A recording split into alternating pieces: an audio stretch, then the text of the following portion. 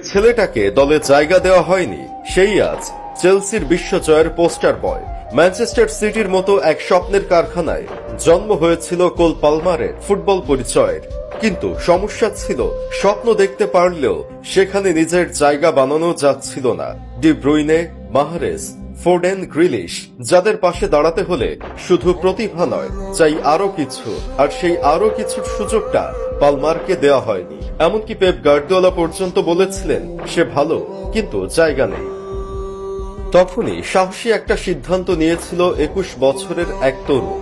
শহর পাল্টালো, তবে নীলটা রেখে দিল এক চেলসিতে, এক ভাঙাচোরা ক্লাবে, যেখানে কেউ কাউকে চিনত না, যেখানে চ্যাম্পিয়ন্স লিগ দূরের কথা, টপ 10-এও থাকা কঠিন হয়ে পড়েছিল। সেখানেই শুরু করলো নিজের রাজ্য গড়া।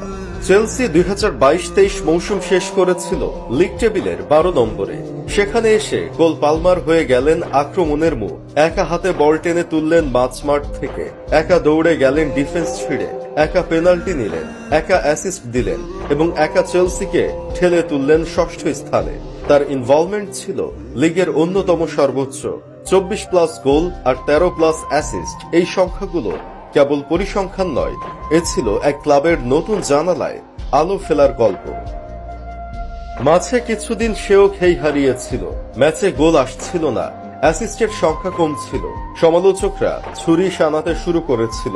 কিন্তু কোল পালমার তাদের কাউকে জবাব দেয়নি, দিয়েছিল মাঠে। ঠিক যখন আসল সময়, তখন সে আবার জেগে উঠল। ক্লাব বিশ্বকাপের নকআউটে বেনফিকার বিপক্ষে গোলের বিল্ড আপ, অ্যাসিস্ট, সব দিকেই তার প্রভাব। কোয়ার্টার ফাইনালে গোল করে দলকে বাঁচিয়েছিল সে। আর তারপর এলো আজকের ফাইনাল, 13 জুলাই 2025। ইউরোপের চ্যাম্পিয়ন পিএসজি, দলে ডেম্বলে, উগার্তে, চোখ ধাঁধানো স্কোয়াড।